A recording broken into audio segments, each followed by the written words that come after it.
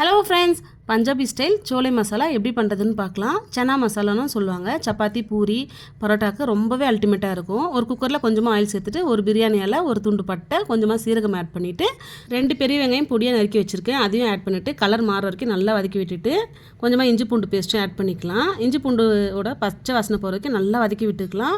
2 பெரிய தக்காளியும் கட் பண்ணி ஆட் பண்ணிக்கிறேன். நல்லா சுருள வதங்கணும். அப்போ தான் டேஸ்ட் ரொம்பவே நல்லாயிருக்கும். நம்ம எதுவுமே அரைக்க தேவையில்ல, குயிக்காக ரெடி ஆயிடும்.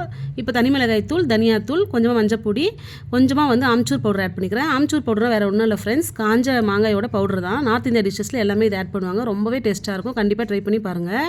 இப்போ ஓவர் நைட் ஊற வச்ச பெரிய மூக்கடலையே ஆட் பண்ணிக்கிறேன். அதே தண்ணியோடு ஆட் பண்ணிக்கலாம். நம்ம எந்த கப்பில் எடுத்தோமோ அதே கப்பில் தண்ணி அளந்து ஊற்றினா கரெக்டாக இருக்கும். பெரியவங்களுக்கு ஒரு கைப்பிடியும், சின்ன பசங்களுக்கு 2 பேருக்கு ஒரு கைப்பிடியும் கரெக்டாக இருக்கும். ஓவரால் 3 கைப்பிடி அளவுக்கு கரெக்டாக இருக்கும். 7 விசில் விட்டு இறக்குனா அல்டிமேட்டாக ரெடி ஆயிடும். கண்டிப்பாக ட்ரை பண்ணுங்கள்.